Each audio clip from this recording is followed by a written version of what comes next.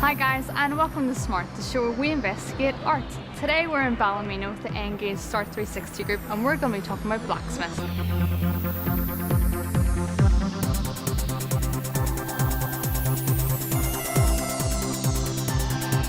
Hi guys. Hi. My name's Victoria and we're going to be learning about blacksmiths. But before we do that, I want to get to know you a wee bit more. So can you tell me about your group and the activities that you get to? We all met at a NCS programme run through N-GAGE here in Ballymena. We did loads of different activities, swimming and just sort of like bonding time to make friends. We're doing a social action project to raise awareness for mental health and LGBT. What kind of art do you like to do? Within my A-level art, I looked at textiles a lot for my coursework. My favourite type of art is probably watercolour painting. So what are you looking forward to the most? So we're looking really forward to actually doing it because I really like making things. I think I'm just looking forward to find out the little things that people don't know about it, like the temperatures that they heat the metal. I'm looking forward to finding out a bit more about the history, about the blacksmith art and like how it originated. So do you think it's a form of art or do you think it's just a trade? I'd say it's an art form, but it's also a trade at the same time. Like I think it's like a mixture of both. I think you have to be creative in order to create a piece. So that's great, guys. I actually happen to know a blacksmith, so shall we go meet him? Yeah. Yeah, let's go.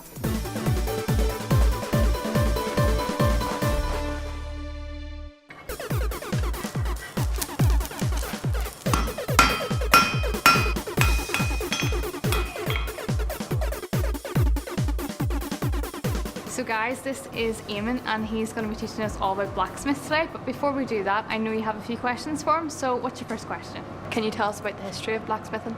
I guess blacksmithing started somewhere in the Middle East, somewhere, and they found out that they got this red earth and they put it in with charcoal and put it in a big furnace, and they got this really hard substance that was harder than the bronze that they were using at the time.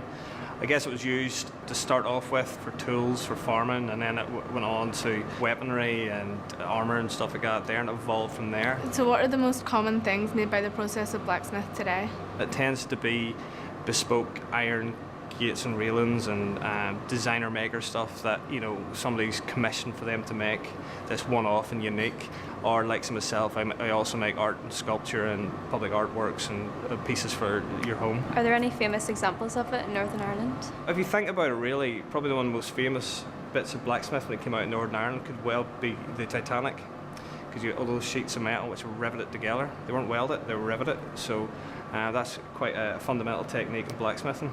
Okay guys, so I think that's enough questions for now. They were great. So Eamonn, can you tell us what the group are going to be doing today? We'll be making one of these. Okay? This is a Viking's knife. Some people call it a Viking lady's knife. This is slightly larger than the original. The original is actually found in a Viking lady's wrist, buried. So if anybody ever sneaked up on her, she'd go and right off. So this is what we're aiming to make today. First thing we do to make this knife is we get one of these, a bit of mild steel it's called, right? Stick it in that fire over there, bring it to a nice yellowy orange colour, and we start whacking it. It starts doing this. So if you're whacking the top, every now and then you put it on the side, whacking here to keep it so it's the same thickness all the way down. Now this is your handle you're making first, you're not making the blade first, you make the blade at the end. And you'll bring that down to a nice long point. Then you'll do what's called the step down. Then we'll make the silhouette of the knife, so the shape of the knife, we'll sharpen it off the edge of the anvil. Do a little twist, bring it back and set it in there.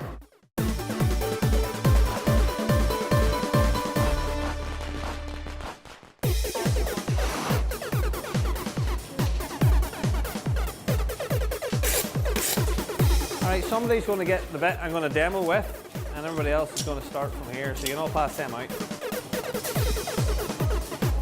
Hear a lot popping and cracking away. You glad you're wearing your glasses now? I call that my 5-minute tongs, because it took me 5 minutes to make. We'll slide that into the middle, and count between 5 and 10 seconds in your head. Slide it out and check. And just get into the habit of doing that, okay? So there's your temperature.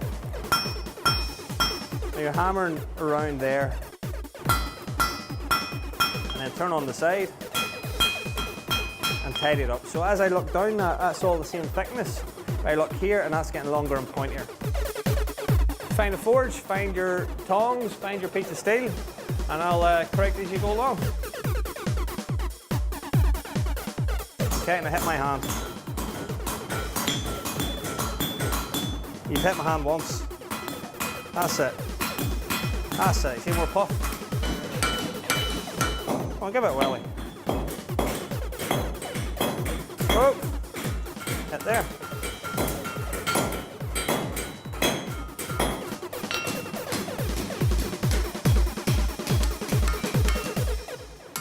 So do you see it as an art form, and is it used much in art? Well, I do, and blacksmiths in general do. It's what I do. You know, I make public art, I make sculpture, I make gallery-based work, and it's made out of steel. People who buy it think it's art. Somebody's right. And you got to slide in. See that? Okay, and then correct that. And go all the way.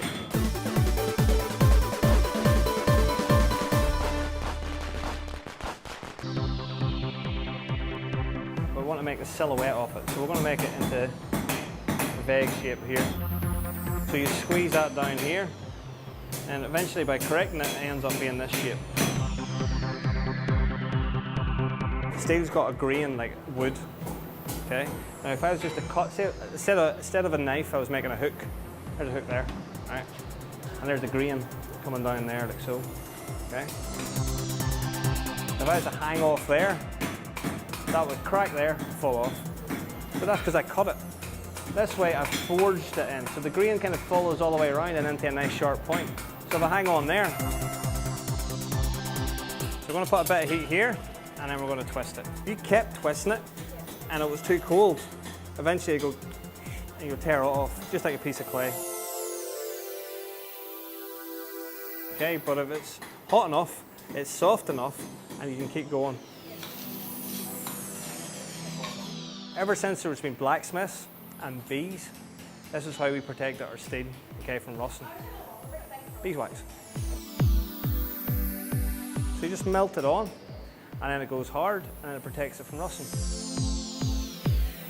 What do you enjoy about it the most? The whole nature of that process, we're working with something that's, you know, considered scrap, taking that and turning that into something beautiful that people are willing to pay sometimes silly money for, sometimes little money, but they're willing to pay for something like that. I get huge satisfaction out of that. And this is how we get rid of all the wee raggedy bits. Keeping it moving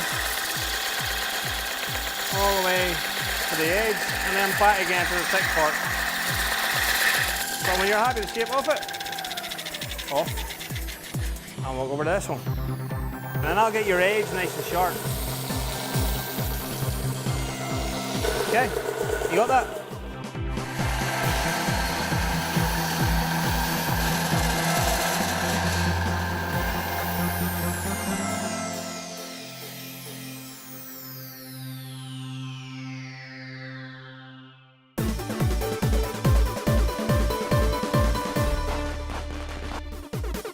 I like the beginning of it when you first had to heat it up and hammer it, because it was like really fun just to have a go at it.